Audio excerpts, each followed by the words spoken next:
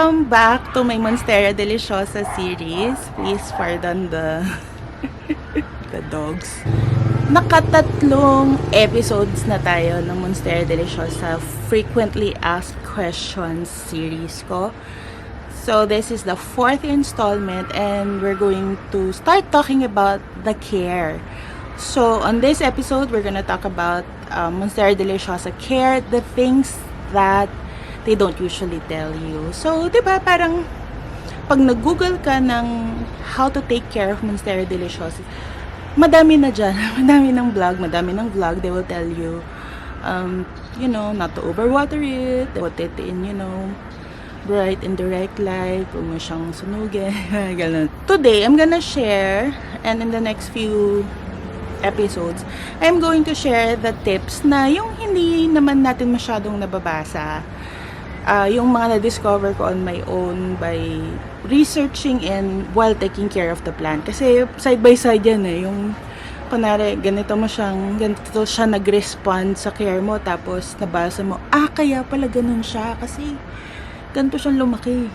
Ganun. Before anything else nga pala, I am Meg of Plants ni Meg. I am a plant enthusiast here in Pampanga, Philippines. I am not an expert.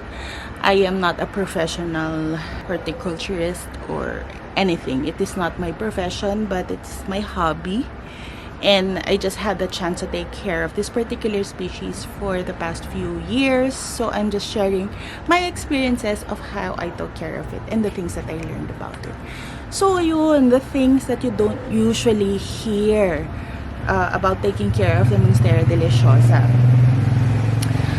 First thing is I'm going to talk about light. So ito rin yung isang mga panay tinatanong sa akin. Kasi one time nabanggit ko sa isang post ko sa Instagram.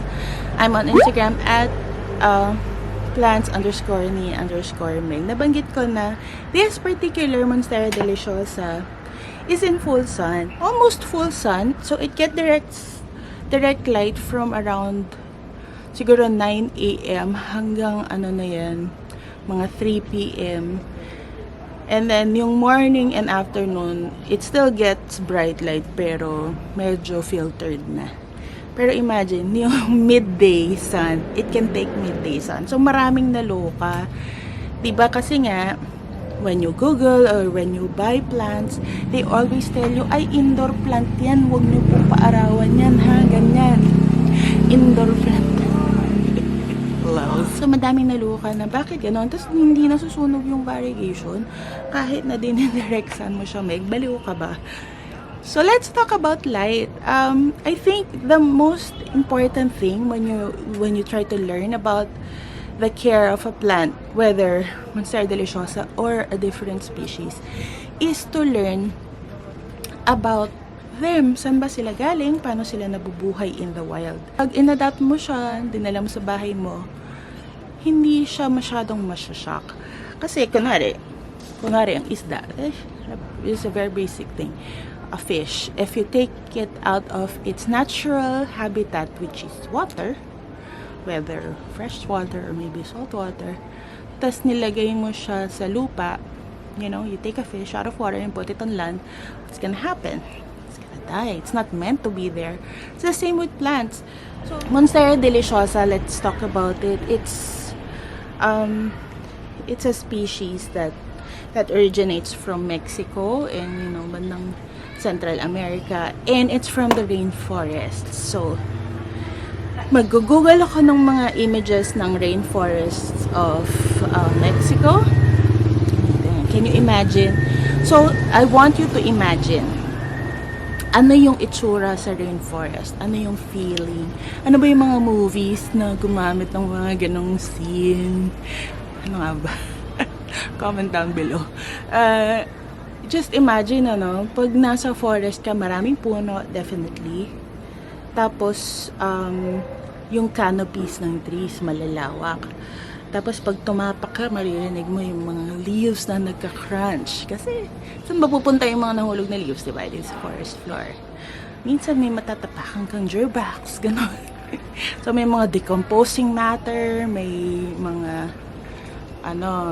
leaf litter, Ganyan. So, doon siya lumaki. Now, I want you to picture this. If you, for example, a bird takes a seed from a Monstera deliciosa fruit, tas nag-poop siya sa forest floor, magja-germinate yung seed doon sa forest floor. Ano bang klaseng light meron siya doon? It's dappled. When you say dappled, yung bright pero filtered. Diba kasi may mga dahon-dahon, so yung sun rays, it's gonna go through the leaves.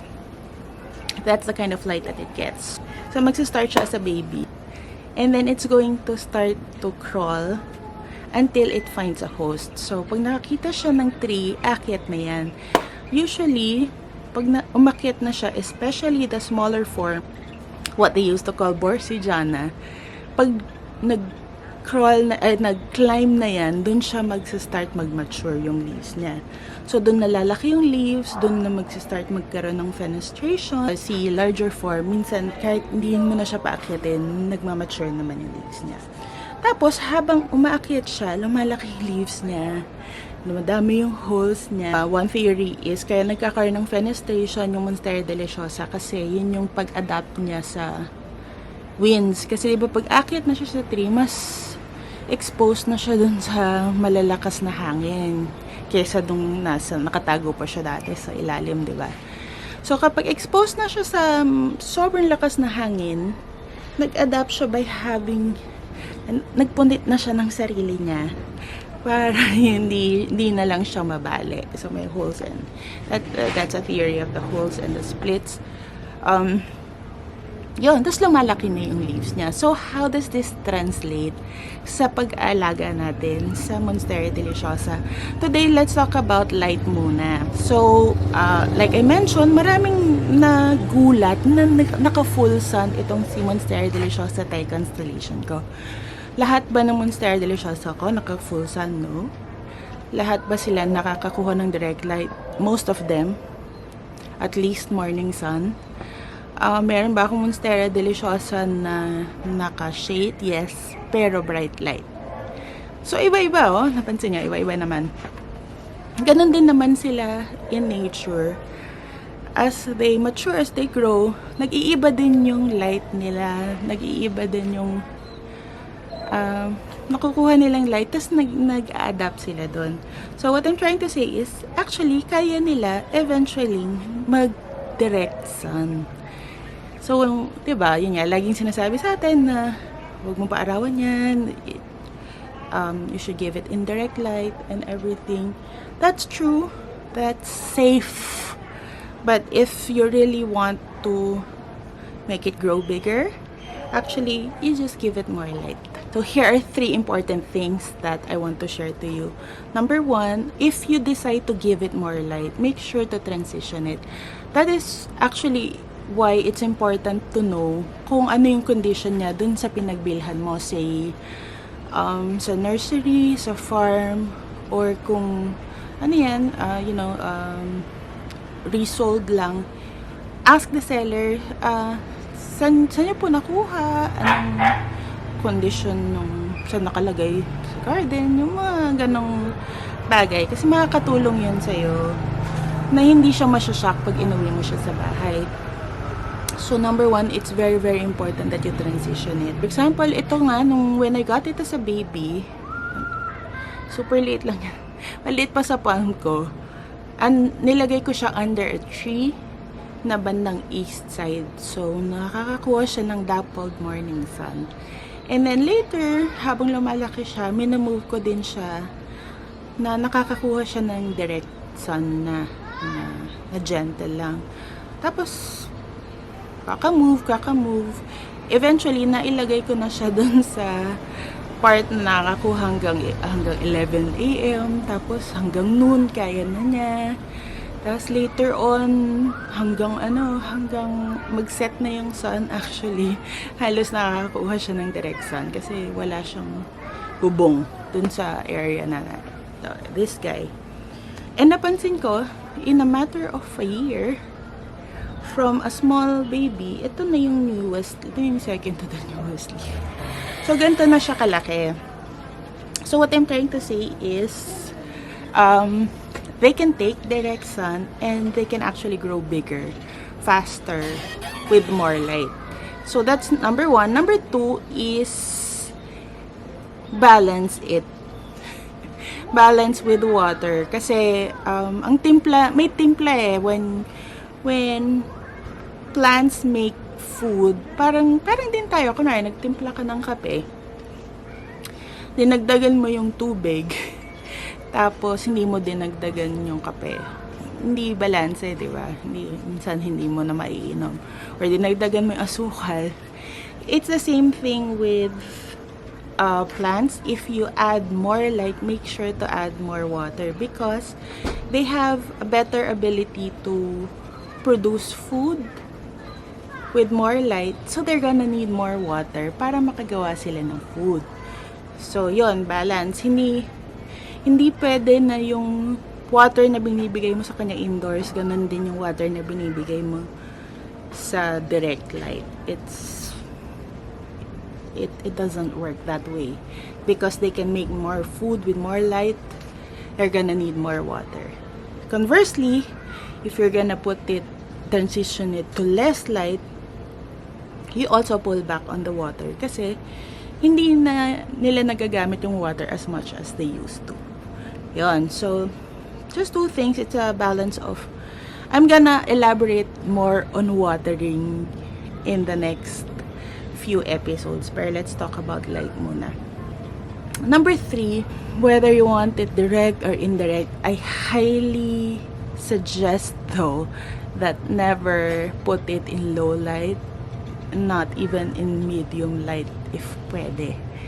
So, they can actually survive. Some categorize them as low light plants or medium light plants. They can survive, but I noticed that when I did that, mas prone sila sa pests. Plants are prone to pests when they are stressed. That's a simple fact of life. Kasi yung pest na nasisense nila yan eh. Parang naglalabas ng hormone yung plant na mamamatay na siya. Tapos yung pest, magte-take advantage na yan. So, ganun lang yun. Parang pag na-stress yung halaman mo, nag-attract siya ng pests. So, isipin mo, bakit nasa-stress yung halaman? Could it be dahil nasa low to medium light siya? So, yun. That I strongly go by. Don't put it in low to medium light. No, don't do it. Mas prone din siya sa root rot in low to medium light. So, yun yung aking thoughts on the light requirements of Monstera deliciosa. So, they can take from bright dappled or filtered light at up to direct light. So, it's just a matter of transitioning, maturity niya. Ganon. As it goes along. Huwag mo lang siyang bibiglayan. Kasi, yung iba natutrauma. Kasi nakakasunog naman sila. Which happens, it happened to me as well. Bakit? Kasi binigla ko siya. From, hindi naman siya sanay sa ganong light. Tapos, minsan nangyari din yung nag-shift yung araw. So, pag dati hindi naman naarawan doon, tapos biglang umaraw doon sa lugar na yun, or nagputol ng puno. Ang daming factors eh. Pag nabigla siya, pwede siya masunog. So, I hope you learned something today. In the next few episodes, we're gonna talk about the care of Monstera deliciosa further. We're gonna talk about watering, medium, pests, and other problems that people usually get with Monstera deliciosa. So, stick around, watch out for the next videos. Make sure to subscribe and hit that bell button para ma-notify kayo sa next uploads ko. If you are interested to see kung ano pa yung mga tips na share ko na hindi nyo naririnig masyado sa ibang mga tao. Ayun, and if you like it thumbs up and share to your friends who may need a little help with the care of their Monstera deliciosas. Thank you for watching and joining me. Bye!